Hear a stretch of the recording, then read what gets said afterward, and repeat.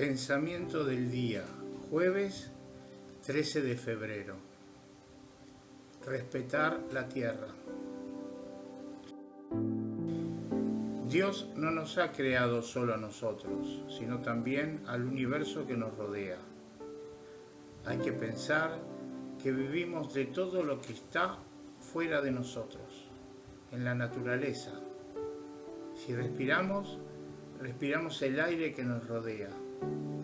Si comemos, comemos lo que está fuera de nosotros. Si tocamos, tocamos lo que nos rodea, es decir, todas las cosas creadas. Por eso sentimos este amor entrañable por la naturaleza, que es hermosísimo. Él nos hará comprender mejor nuestra fe.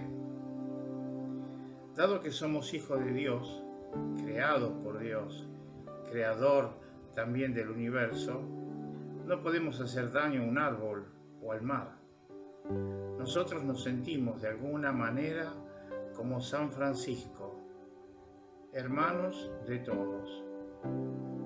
Para San Francisco, el cántico de las criaturas no era algo sentimental o poético, era una realidad teológica. Él se sentía verdaderamente hermano de todas las criaturas. Chiara Lubich, como un arco iris. Editorial Ciudad Nueva.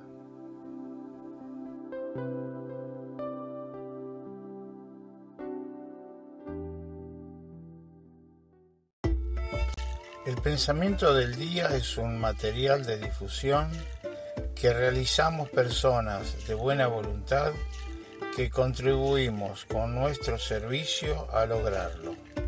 No realizamos ninguna interpretación personal a los escritos de Chiara Lubich. Solo lo difundimos lo más fiel posible. Palabra de vida, febrero de 2025. Examínenlo todo y quédense con lo bueno.